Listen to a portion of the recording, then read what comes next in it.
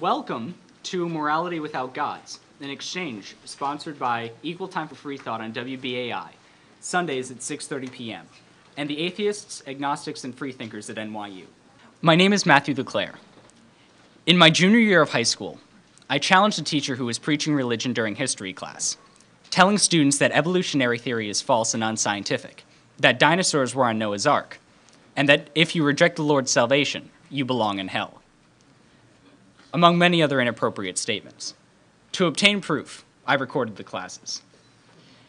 When confronted, the teacher denied ever making the comments. After a long meeting with the principal and teacher, I informed them that I recorded the class. However, they did not seem to care. For over a month, I was ignored. Eventually, the story went to the press, reaching media such as the New York Times, Anderson Cooper 360 on CNN, BBC Radio, and yes, Bill O'Reilly. Although I have to admit, he did get some facts wrong. How strange. While I lost many friends and received a death threat, I was eventually able to provide assemblies for the students and teachers on the subjects of science and church and state, although the school was reluctant to cooperate. These assemblies were conducted by the Anti-Defamation League, Dr. Charles Liu, who's an associate at the Hayden Planetarium, Dr. Kenneth Miller, a biology professor at Brown University, and the lead witness in the intelligent design case in Dover, Pennsylvania in 2005, and Reverend Barry Lynn, the executive director of Americans United for Separation of Church and State. In my senior year of high school, I challenged a textbook that made many false and biased claims, such as, quote, science does not know how bad the greenhouse effect is, if it exists at all, and, quote, students cannot pray in public schools.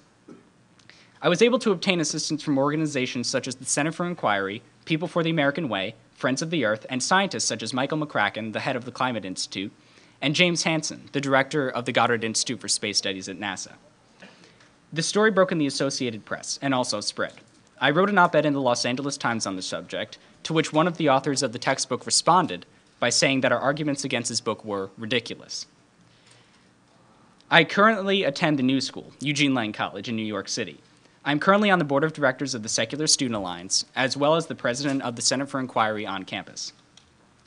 In my short time as a high school student, I have faced many problems regarding freedom of expression, belief, and even the right to a sound education. And I lived in a town called Kearney, New Jersey, 10 miles away from here. We are living in a country in which religion, in particular Christianity, is allowed to control other spheres of life. Religious fundamentalists, not only in churches but in public schools, are promoting creationism, and, as I have experienced, often few, and sometimes none, will challenge it. In politics, it seems that politicians must profess to hold a strong belief in God in order to be elected, and symbols, such as a flag lapel pin, are required. People, such as our current President George W. Bush, start wars that they claim are from God.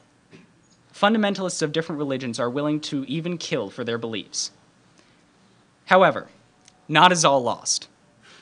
Today, we are here to discuss the matters of religion, what role they play today, and what role they may play in the future. I will introduce each panelist, and they will each give a brief talk. We will be opening up the floor to questions later on, so think about your questions now, and we ask that you write your questions on the index cards provided. Simon Lee is the head of the Atheists, Agnostics, and Freethinkers here at NYU, and Barry Seidman is the executive producer of Equal Time for Free Thought on WBAI. They will be around the aisles to collect these written questions. So with that, I will introduce our first panelist. Massimo Pigliucci is a professor of ecology and evolution and of philosophy at Stony Brook University in New York. His research addresses questions of nature versus nurture and conceptual issues in evolutionary theory. He received a doctorate in genetics from the University of Ferrara in Italy, a PhD in botany from the University of Connecticut, and a PhD in philosophy from the University of Tennessee.